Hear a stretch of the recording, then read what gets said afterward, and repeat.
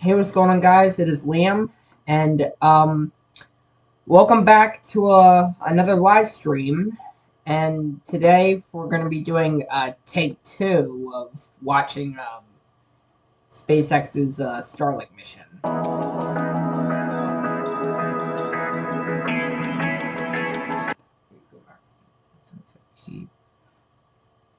What's that say? Keep probably play.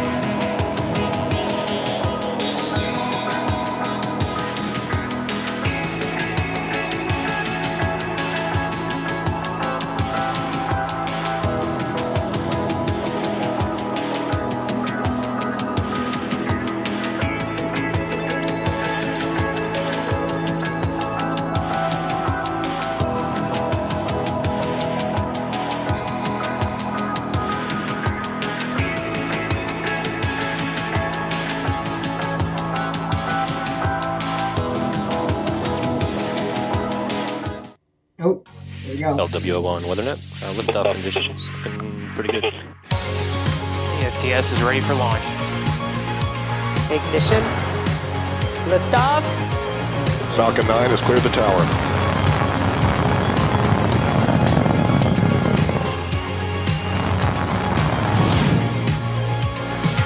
10, 9, 8, Side booster ignition. 6, 5, 4, 3, 2, 1.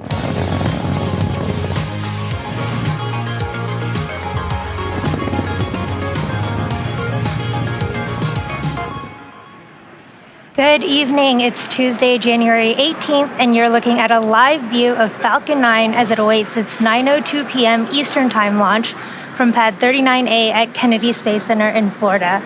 My name is Yomezo, and I'm a propulsion engineer here at SpaceX. I'm joining you tonight from our headquarters in Hawthorne, California, and you're watching the live webcast for our 36th launch of Starlink and our third mission of 2022. As many of you know, yesterday was Martin Luther King Jr. Day, a day where we honor the life and legacy of Dr. King, who fought for equality and an end to racial injustice. Here at SpaceX, we do our best to honor the life and leadership of Dr. King as we strive for a work environment where everyone can be their most authentic selves in order to do their best work. Now, speaking of work, the Starlink team has been hard at work in preparation for today's mission. If you've been following Starlink development, then you'll know that Starlink is a constellation of multiple satellites that orbit the planet at about 550 kilometers with the potential to service the entire globe. Similar to our Starlink mission last week, tonight's launch will be going to a 53-degree south inclination. We're flying in this south degree trajectory to increase recovery weather availability for both the booster and fairing halves during these winter months. The satellites inside the fairing tonight will deploy about 15 minutes after liftoff, but we will not have ground station coverage during that time frame. So this means we won't have live audio or visual confirmation of payload deployment in real time. Given that, we will be ending our webcast just after second engine cutoff and confirming deployment on social media channels once we regain coverage at T+1 hour and 20 minutes.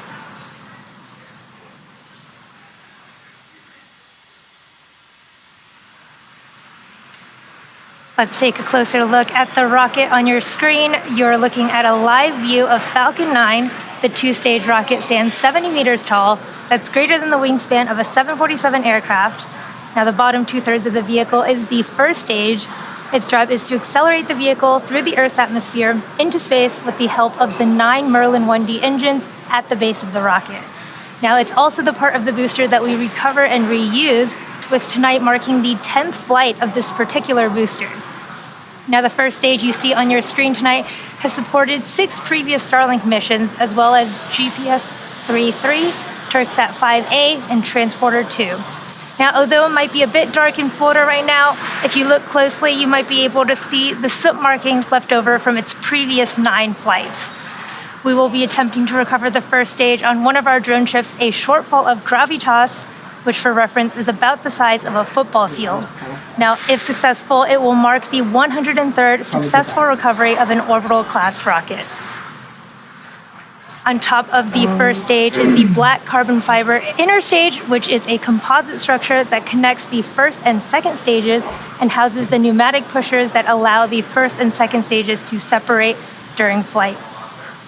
And on top of that is the Falcon 9 second stage, which has a single Merlin vacuum or MVAC engine.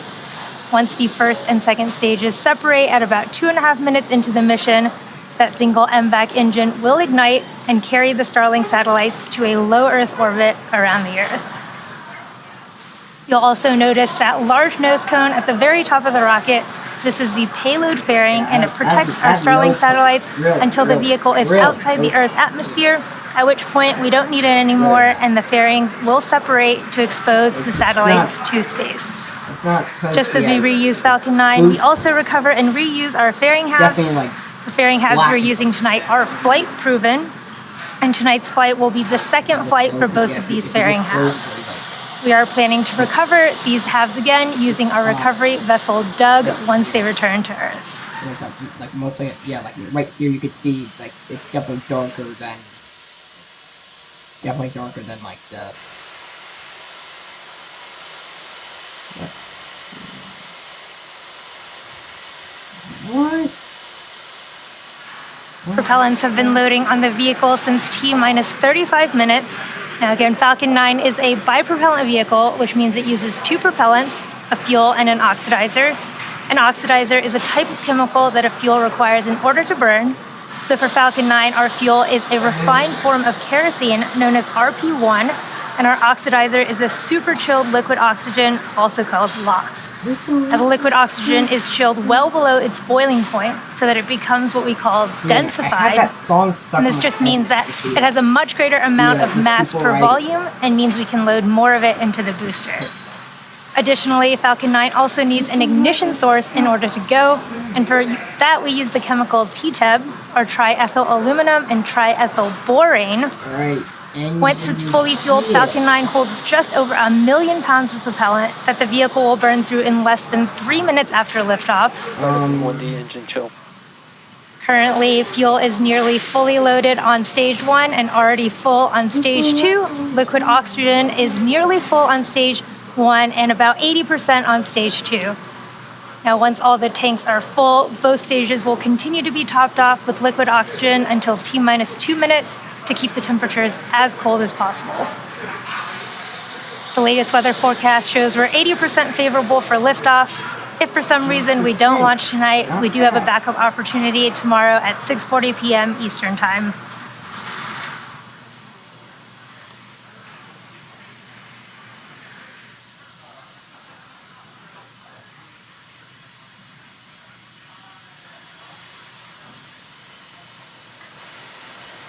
Stage 1 fuel load's complete.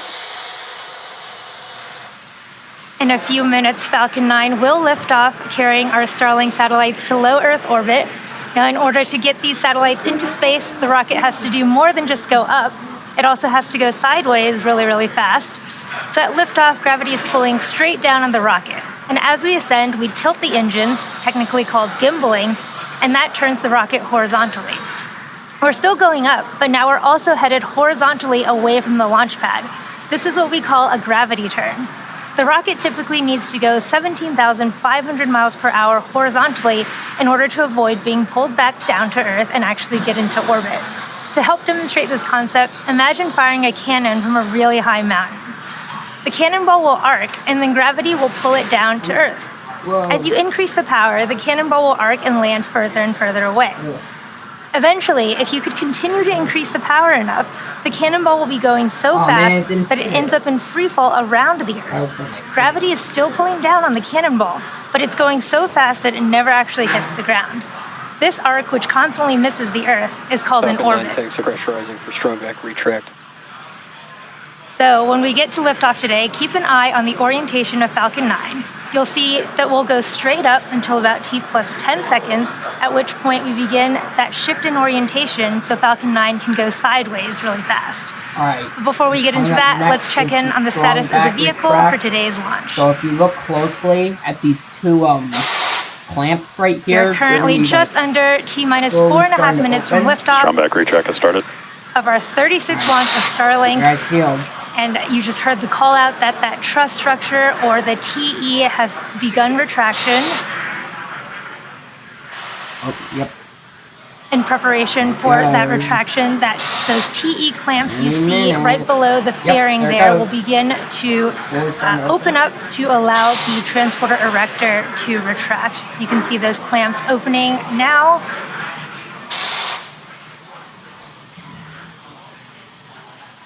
The transporter erector will begin to pull away from the rocket slightly before at T0 the hydraulics will pull the transporter erector even further away from the Falcon 9 as it lifts off.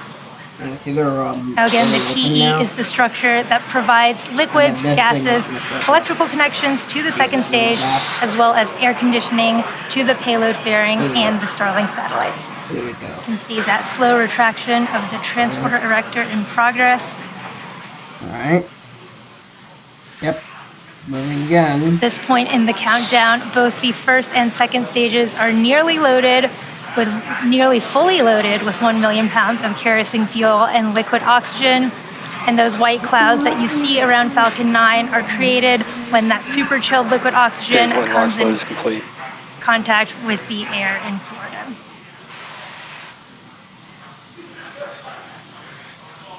We just had that call out that first stage. LOX loading has completed here at T-minus a little under 3 minutes, and the second stage LOX loading will complete at T-minus 2 minutes in just about 40 seconds here. At T-minus 60 seconds, Falcon 9 will be in startup So this means that the rocket's autonomous internal flight computers will have taken over the launch countdown, and Stage 2 locks throttle back. just inside of T-minus 2 seconds, we will light the Merlin 1D engines, and we're set for liftoff. Starlink payload continues to be healthy, and Falcon 9 team is not tracking any issues at this time. Here at just a little over T-minus 2 minutes, we are moving into the terminal countdown. Alright. We now have 2 minutes left until liftoff.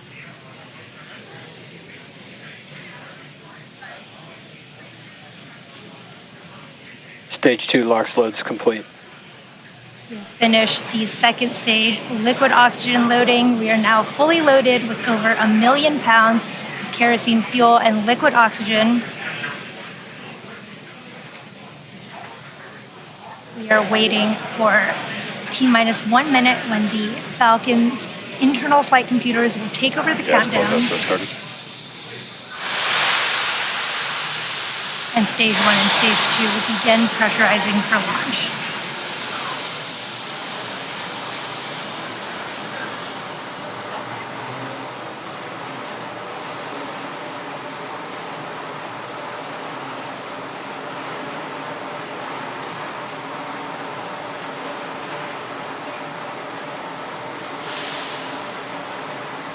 Falcon 9's in startup.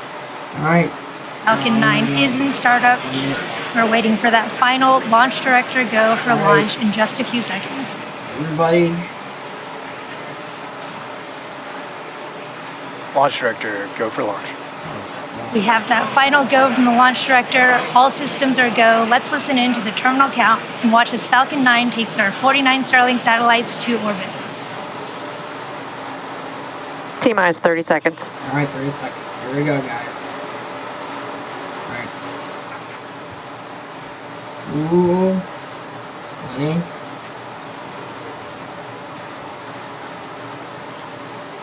T-minus 15 seconds. Here we go. 10, 9, 8, 7, 6, 5, 4, 3, And 2, 1, 0. Ignition goes. and liftoff. And there it goes. Alright. Vehicle is pitching downrange. Stage 1 chamber pressure is nominal.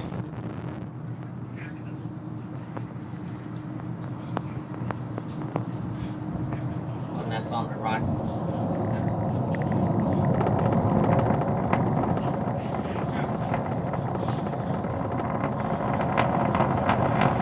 Falcon 9 has successfully lifted off from Launch Complex 39A at Kennedy Space Center, carrying our stack of 49 Starlink satellites to orbit. Moments ago, we throttled the engines down Telemetry nominal. in preparation for max Q, or maximum aerodynamic pressure, which will happen here in just a few seconds at T plus 1 minute and 12 seconds. Falcon is supersonic. Alright, we're approaching max Q. Here we go. Max Q. We have just passed through max Q, and this is the maximum aerodynamic pressure that the stage sees. Next, we'll have 3 events happening in quick succession. First, we'll have main engine cutoff, followed by stage separation, and then second engine startup 1. Now, first, main engine cutoff is where all 9 of those M1D engines on that first stage will shut off to slow the vehicle down in preparation for stage separation. This is where the first Engine chill has begun. This is where the first and second stages will separate, with the first stage starting to make its way back to Earth for landing, while the second stage continues on its journey to the third event of second engine startup 1. And this is where that single MVAC engine on the second stage will light up and propel the second stage along with the Starlink satellites to orbit. We're a little under 30 seconds away from these 3 events. And you'll want to watch out for fairing deploy, which is going to happen shortly after that. Hopefully we get cool live views from the second stage camera of those fairing halves popping off.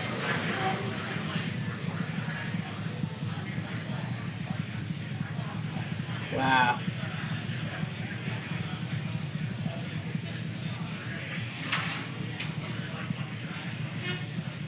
Alright, there it goes. Nico. Stage separation confirmed.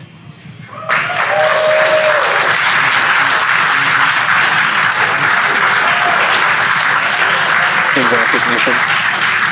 Wow, beautiful views from the first stage and second stage Both tracker stages are there. on nominal trajectories. We did have successful MECO Fairing stage separation. confirmed in view. There's fairing deployment there. Again, what a cool view from the second stage. Again, we did just have confirmation of successful fairing deployment. Again, SpaceX has reflown the Falcon fairing halves since November of 2019. Again, this was our second flight for both of those, and we will be attempting to recover them on our recovery vessel, Doug. It looks like you can just maybe make out those fairing halves in that live view from the ground as they are flying away from the second stage there. It looks like that's the first stage, maybe also floating off to the left. Now, as stage 2 heads towards its targeted drop-off orbit there, stage 1 will execute 2 burns in order to make its way back home to Earth. Now, the first is an entry burn. Now, this is where 3 of the M1D engines will reignite, and this helps to slow the stage down as it re-enters the upper parts of the Earth's atmosphere. Now, the second burn, of course, is the landing burn, and this is a single-engine burn that brings the vehicle speed down rapidly in order to land on the drone ship. Acquisition signal.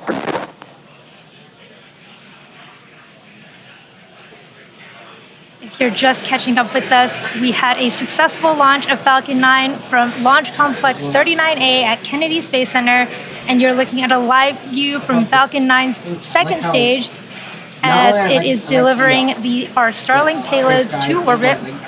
Stage 1 is currently making its way back to our drone ship, a shortfall of gravitas in the Atlantic Ocean. We had beautiful views from the ground of the first and second stage plumes there just a little while ago. Out of every rocket that's like probably out.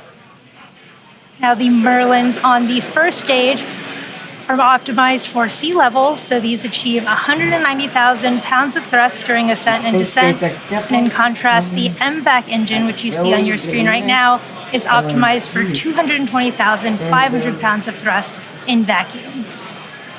Now, the primary difference between these two engines is just the size of the nozzle. The MVAC nozzle is a lot larger than the M1D nozzles on first stage. ULA also has pretty nice rocket views. And rocket. Now, the Falcon 9 is equipped with 4 hypersonic titanium grid fins positioned near the top of the first stage. And the first stage is using these grid fins to help navigate and reorient itself as it heads back home to Earth.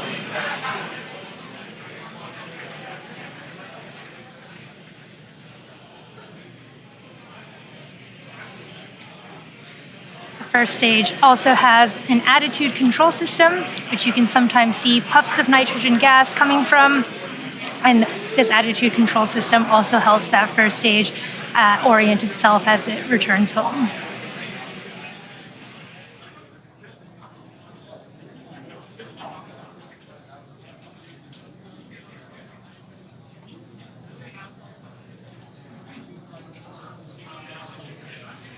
We're just about 20 seconds from the start of our stage 1 entry burn, and this is a 20-second burn, and it'll help slow the vehicle down as it enters the thicker parts of the Earth's atmosphere. And this is a 3-engine burn, and it is 3 engines in a row on the first stage. Stage 1 FTS is safe. Oh, go, get up, buses. Stage 1, entry burn startup. Whoa. There's the start of the entry burn on the first stage. You can see those grid fins as the first stage is flying through its own plume there. Stage 2 FTS is safe.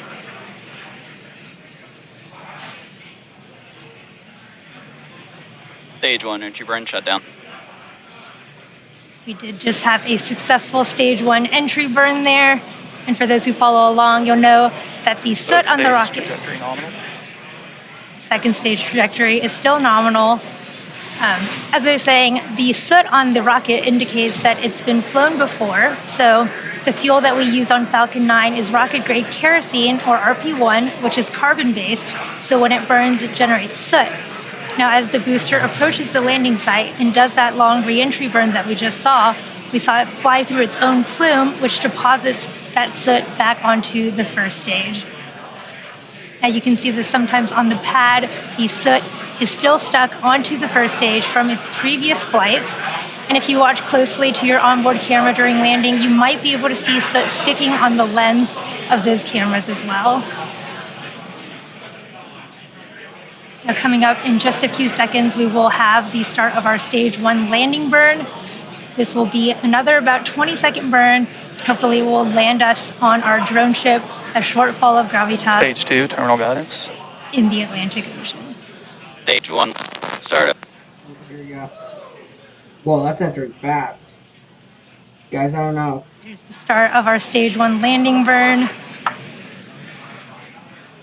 Oh, actually, no. Oh, I thought it looks like this. Cool views of the drone ship approaching. Stage 1, landing leg deploy. Stage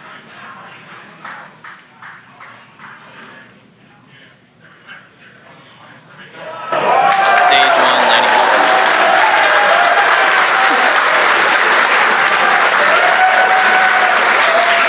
Right there in the middle of the drone ship.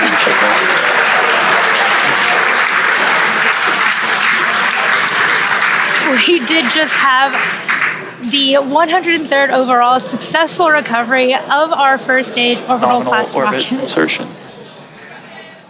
And we just missed it there, but we did have a successful second engine cutoff, and we just got that confirmation of a good orbit from stage 2. Now, next up, we'll have one more burn on the second stage that will position the vehicle for payload deployment. Expected loss of signal, Cape. But we are awaiting the deployment of our 49 Starlink Expected loss satellites, of signal, Bermuda. which is scheduled to occur about 6 minutes from now at T plus 15 minutes. However, you may have just heard the call out for expected loss of signal. Again, this means we won't have live audio or visual confirmation of payload deployment due to lack of ground station coverage, but we will acquire signal with our ground station in Kodiak, Alaska at T plus 1 hour and 20 minutes. So for those of you who are interested, we will keep the audio-only countdown nets up on our YouTube channel, and we'll confirm successful payload deployment on our social media channels. But with that, that brings tonight's webcast to a close. Thank you to the Range and Federal Aviation Administration for supporting tonight's mission, to all of our viewers, as well as our Starlink customers. Starlink is live in Slovakia and Slovenia, and that means we are now live in 27 countries and regions around the world. To learn more about Starlink or to find out if service is available in your area, head over to starlink.com. Be good to one another. Thanks for joining us. Have a great evening, and as always, see you next time.